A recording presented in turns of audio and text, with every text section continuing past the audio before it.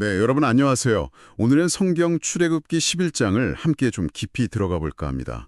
아, 드디어 그 마지막 재앙에 대한 경고가 나오는 장이군요. 맞습니다. 이제 정말 클라이맥스로 향해 가는데요. 하나님께서 모세에게 말씀하시죠. 이제 딱 한 번만 더 재앙을 내리면 파라오가 백성을 내보낼 거라고요. 네, 그런데 그냥 보내는 정도가 아니라 아예 쫓아낼 것이라고 표현하셨어요. 그 점이 좀 중요해 보입니다. 그렇죠. 완전히 상황이 역전될 거라는 그런 암시 같기도 하고요. 그리고 또 흥미로운 게 재앙 예고하시면서 동시에 이스라엘 백성들한테는 이집트 이웃들에게 은금 패물을 요구하라고 지시하신다는 거죠. 네, 그 부분도 참 뭐랄까 의미심장하죠. 앞으로 있을 출애굽, 그 해방 이후를 벌써 준비시키는 듯한 모습이거든요. 그간의 노역에 대한 정당한 대가 혹은 보상을 요구하라는 그런 의미로도 해석될 수 있겠고요. 실제로 이스라엘 백성이 이집트 사람들 눈에 좋게 보였고 또 모세 역시 파라오 신하들이나 백성들 사이에서 굉장히 위상이 높아졌다 이런 기록도 나오고요. 맞아요. 이제 분위기가 완전히 이스라엘 쪽으로 또 모세 쪽으로 기울고 있다는 걸 보여주는 거죠.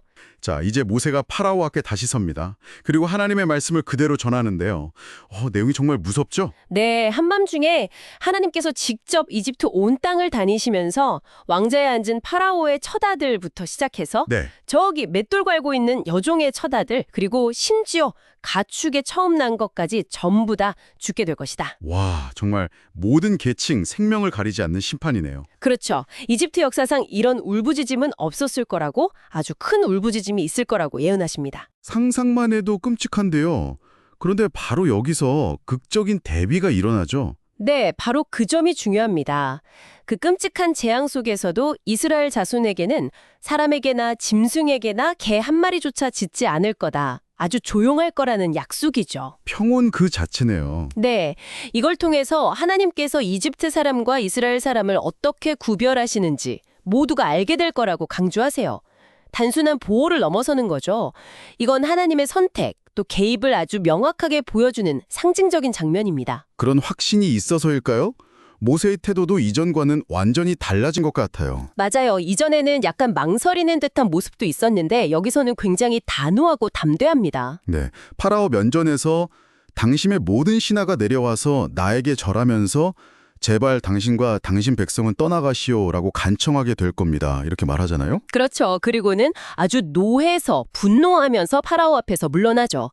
모세의 위상이 얼마나 높아졌는지 또 하나님의 대언자로서 얼마나 확신에 차 있는지를 보여주는 대목이에요. 그런데 이 모든 담대한 선포에도 불구하고 하나님은 이미 결과를 알고 계셨다는 거죠? 네, 하나님께서는 이미 모세에게 파라오가 네 말을 듣지 않을 거라고 말씀하셨습니다. 듣지 않을 걸 알면서도 그렇게 선포하게 하신 거군요. 그렇죠. 그리고 파라오가 거부하는 것, 그 완악함이 오히려 하나님께서 이집트 땅에서 더 많은, 더 놀라운 기적을 행하시는 계기가 될 거라고 설명하십니다. 그렇군요. 결국 10절이 이 모든 상황을 좀 요약해 주는 것 같아요. 모세와 아론이 이 모든 기적을 파라오 앞에서 행했지만 하나님께서 파라오의 마음을 완악하게 하셨기 때문에 그가 이스라엘 자손을 그의 땅에서 내보내지 않았다. 네. 바로 이 지점이 계속해서 우리에게 질문을 던지죠. 파라오의 완고함은 그의 자유의지의 결과인가? 아니면 하나님의 더 큰 계획 속에서 이미 정해진 부분인가? 하나님의 주권과 인간의 책임이라는 아주 복잡하고 어려운 주제입니다. 쉽게 답을 내리기가 참 어려운 문제네요. 맞습니다. 성경은 종종 이렇게 우리가 완전히 이해하기 어려운 어떤 면에서는 긴장 관계에 있는 두 진실을 함께 제시하곤 하죠. 네, 출애굽기 11장은 이렇게 10가지 재앙 중 마지막, 가장 결정적인 재앙을 예고하면서 정말 긴장감을 최고조로 끌어올리는 것 같습니다. 하나님의 그 강력한 심판의 모습과 동시에 또 자기 백성을 철저히 구별하고 보호하시는 그 모습이 아주 선명하게 대비돼요. 그렇죠. 심판과 구원, 그 두 가지가 동시에 진행되는 거죠. 이 마지막 재앙의 경고 앞에서 또 파라오의 그 끝까지 가는 완악한 마음을 보면서 여러분은 어떤 생각을 하시게 되나요? 어쩌면 인간의 그 완고한 저항마저도 하나님의 더 큰 계획 안에서는 또 다른 역할을 할 수 있다는 이 이야기가 오늘 우리에게 던지는 질문은 무엇일지 한 번쯤 곱씹어보는 것도 좋겠습니다.